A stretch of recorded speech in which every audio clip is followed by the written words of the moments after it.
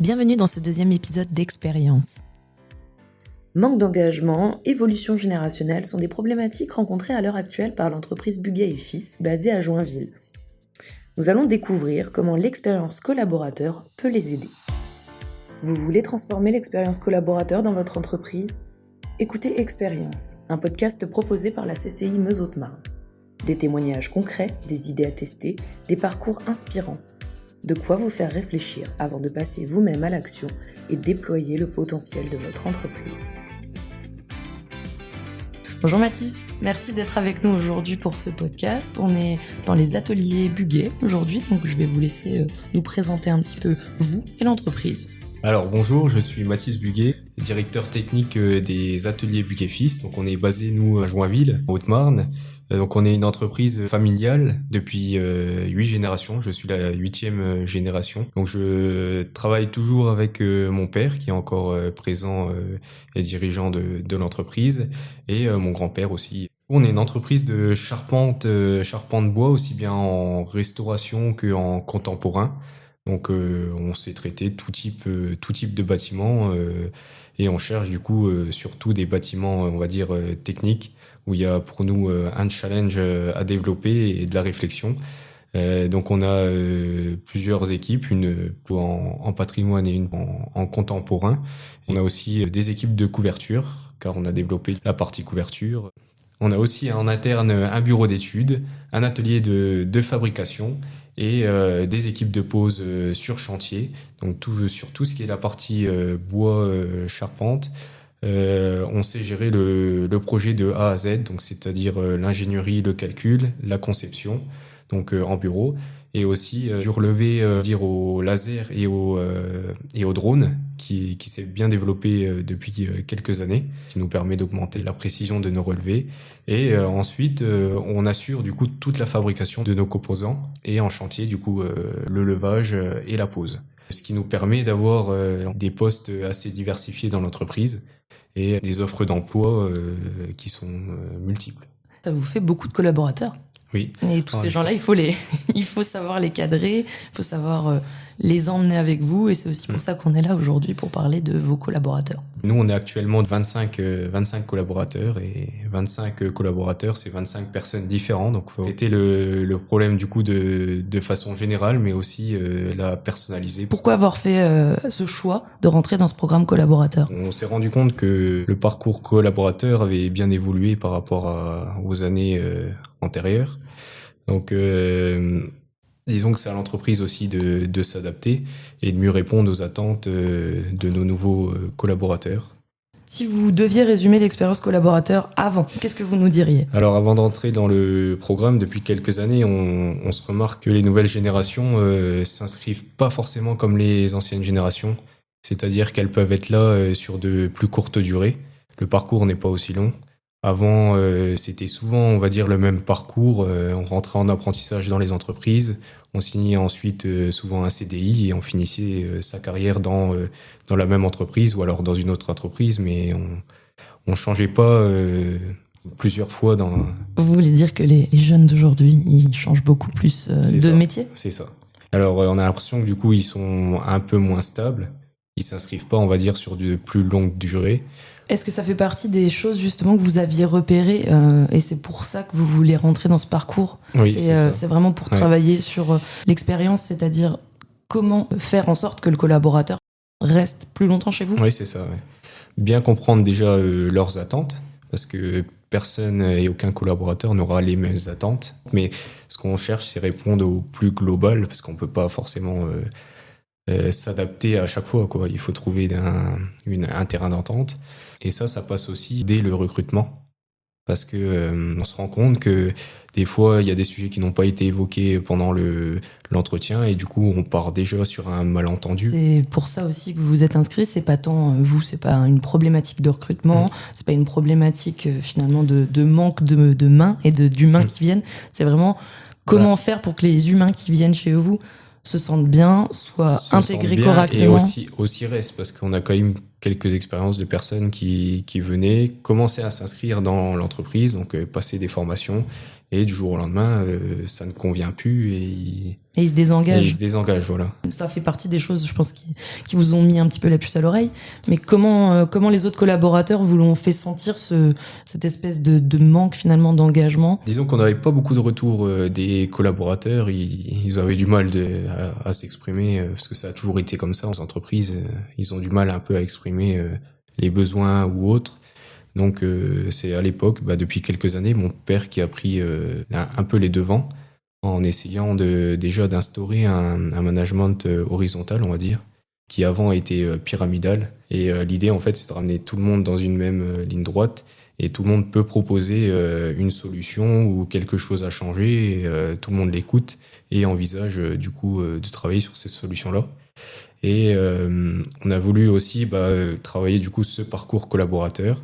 Parce que nous, du coup, on est chef d'entreprise, mais on n'a pas la taille pour avoir des RH, des dirigeants qui effectuent le rôle de RH, nous, dans notre structure.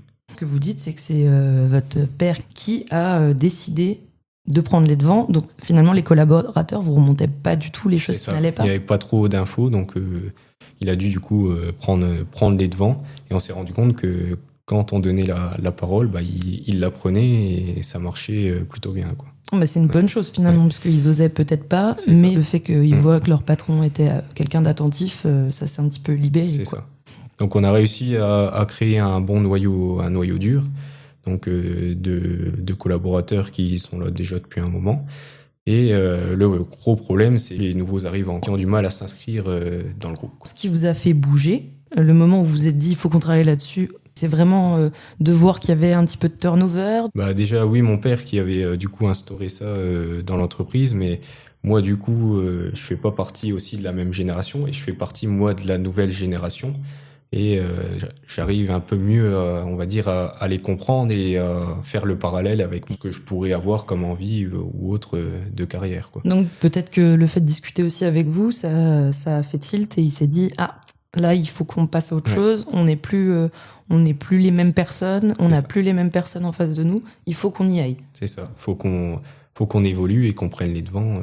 Comment vous avez eu vent de ce programme? Qu'est-ce qui vous a vraiment motivé à se dire ok, on y va, cette fois on passe à l'action? Mon père avait eu cette information-là par la CCI et du coup j'ai analysé le programme et je me suis dit que ça pouvait être intéressant parce que justement moi j'ai la formation technique mais pas la formation de RH. Ce programme c'était pour m'aider, me donner les clés et je pense qu'il pourra me donner des grandes lignes, on va dire, mais c'est sûr qu'il me donnera pas tout dans le détail, mais ça m'aidera beaucoup pour avancer. Et est-ce que vous en avez parlé avec tous les collaborateurs? Est-ce qu'il y a eu des réticences ou est-ce que tout le monde a été plutôt content de savoir que ça allait peut-être bouger les choses aussi pour eux? Comme ça fait plusieurs années qu'on met en place des commissions et des petites réunions entre eux, ils étaient déjà habitués à ça, donc ils sont au courant qu'on évolue au fur et à mesure. Donc on travaille déjà sur le parcours collaborateur, on travaille aussi du coup sur le management horizontal. Et on travaille aussi sur quelque chose de nouveau qui est le Lean en entreprise. Toutes ces philosophies-là rentrent un peu dans une même ligne et on sait que du coup, il y a du chemin à faire, mais ils vont nous suivre, quoi.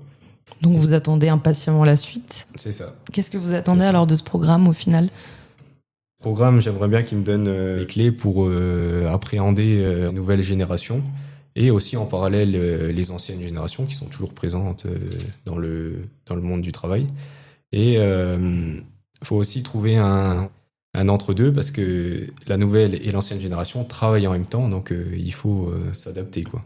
Donc des clés finalement pour réussir à contenter les plus anciens, les plus jeunes, faire que tout le monde se comprenne. C'est ça. C'est pas un mince challenge quand même.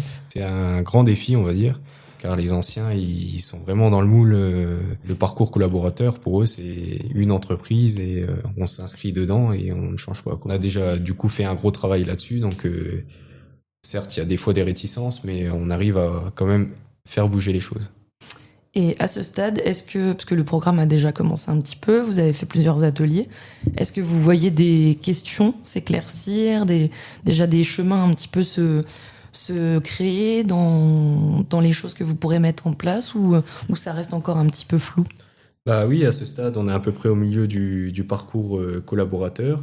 Déjà, ça peut m'aider pour les recrutements, donc les entretiens d'embauche. J'arrive à mieux poser des questions qui m'apporteront directement une réponse. Je connaîtrai mieux du coup la personne, j'arriverai à mieux cerner le profil et ça pourra m'aider aussi pour mon choix. Oui, par rapport à ce que vous disiez tout à l'heure, où il pouvait y avoir des mésententes finalement C'est ça. dès le moment de l'entretien. Nous, ce qui est important, c'est que la personne s'inscrive déjà dans l'ADN de l'entreprise, aime déjà le travail, c'est du travail de passion, c'est du travail technique, que ce soit en charpente ou en couverture. Donc forcément, pour faire ce travail, il faut être passionné. Donc il faut déjà ressentir une envie du collaborateur de s'inscrire dans tout ça. Et aussi, on va aussi poser ces questions de savoir est-ce qu'il compte s'inscrire réellement dans l'entreprise, est-ce qu'il est là pour, on va dire, quelques années, mais au moins, s'il est là pour quelques années, on a défini le cadre ensemble, donc on sait exactement que son parcours collaborateur sera on va dire, de 3 ans, et ça, on l'a fixé ensemble, donc ça, on est au courant, et on sait qu'au bout des 3 ans, ça va s'arrêter. Mais ce qui est un peu compliqué, c'est les profils qui nous expriment qu'ils vont s'inscrire sur de la longue durée. Et des fois, un nouveau phénomène qui arrive, c'est le désistement de poste sans raison, énoncée par la personne, quoi. Donc du jour au lendemain, ils s'en vont ? C'est ça. Là, c'est sûr que c'est plus compliqué de trouver le pourquoi du comment. C'est assez compliqué de comprendre et il n'y a pas forcément de raison de leur part, c'est de l'abandon de poste. Et ça, c'est une autre problématique finalement que vous allez devoir régler aussi. C'est ça. Ça démarre du coup de l'entretien d'embauche parce que ça, c'est des choses, c'est sûr, c'est pas facile à cerner durant l'entretien, mais des fois, on peut avoir des petits indices qui nous feront comprendre cela, quoi. D'accord, et qui vont vous dire attention, cette personne-là, elle est peut-être pas assez fiable, elle a l'air, mais on sent qu'il y a quelque chose qui marche pas. Et du coup, ça nous permet aussi d'établir, on va dire, le parcours collaborateur qui va être une genre de charte entre l'employeur et le collaborateur pour, il peut nous transmettre du coup ses envies, nous lui transmettre ce qu'on a besoin en retour, parce qu'il faut un minimum, on va dire, de technique, il faut une volonté de sa part aussi de se former pour augmenter sa technique. Donc tout ça, c'est quelque chose qu'il faut qu'on établisse. Donc on nous a donné durant ce parcours collaborateur et durant les prochaines séances, on va encore approfondir cela, mais d'établir notre promesse de parcours collaborateur pour une base commune et une base que les deux parties on va dire ont signé et sont en accord sur ça. Vous allez avoir des espèces de chartes qui vont réguler le collaborateur, que ce soit quelqu'un qui vous dise voilà, moi je veux rester 3 ans, le temps de me faire un petit peu une montée en compétences et après de partir sur des autres postes. Est-ce que vous abordez aussi la question des personnes qui voudraient rester mais qui espèrent gravir les échelons par exemple? Ouais. Donc ça c'est aussi abordé. On peut très bien avoir un profil qui lui se voit, on va dire, en seconde équipe, mais qui lui convient très bien, sachant que des fois dans une équipe, le second équipe peut être des fois plus technique que le chef d'équipe, parce que le chef d'équipe, lui, il a un rôle encore supérieur qui est de manager et après on peut avoir des profils qui nous disent moi je veux arriver à ce stade-là, donc c'est à nous de lui offrir les outils, que ce soit de la formation et surtout aussi pas mal d'expérience terrain. Et est-ce que pendant ce début de parcours, ça vous a fait prendre conscience d'autres peut-être problématiques ? Bah oui, ce qui est intéressant, c'est que on est aussi avec d'autres entreprises durant ce parcours collaborateur et ça nous permet aussi d'avoir les expériences des autres entreprises qui, eux, ont des fois des problèmes propres à leur métier, mais ont aussi des problèmes que nous, on peut rencontrer. Et des fois, en discutant, en échangeant, on se rend compte de problèmes qu'on n'avait pas forcément vus chez nous, mais eux ont soulevé ce problème-là, donc ça nous ouvre aussi sur de nouvelles pistes à modifier, quoi. Ouais, donc grâce à l'échange, vous vous nourrissez les uns les autres et vous pouvez tout balayer. Est-ce que vous avez un mot de la fin à nous donner, puisque on va s'arrêter là pour aujourd'hui. On vous retrouvera de toute façon dans quelques mois pour la suite du parcours et pour voir. Donc, est-ce qu'il y a quelque chose que vous voulez ajouter ? Eh bah oui, le parcours collaborateur, c'est pour moi assez intéressant. Je vois que pour l'instant, on a mi-parcours et ça répond déjà à pas mal de questions. Et là, sur la fin, on va rentrer vraiment dans le dur et l'idée, c'est d'établir, on va dire, notre charte et d'avoir toutes les clés pour répondre au mieux à la nouvelle génération et à l'ancienne pour faire évoluer le parcours collaborateur. Merci beaucoup pour votre temps. Merci à vous. Et on se retrouve dans quelques mois pour faire le bilan. Merci pour votre écoute.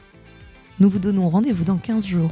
Nous serons aux côtés d'Aymeric, le nouveau dirigeant de l'entreprise Nogent 3 étoiles, qui, depuis son arrivée, essaye de faire face aux problématiques de ressources humaines et d'engagement interne. Et d'ici là, n'hésitez pas à vous abonner et à nous retrouver sur notre site internet ou sur nos réseaux sociaux.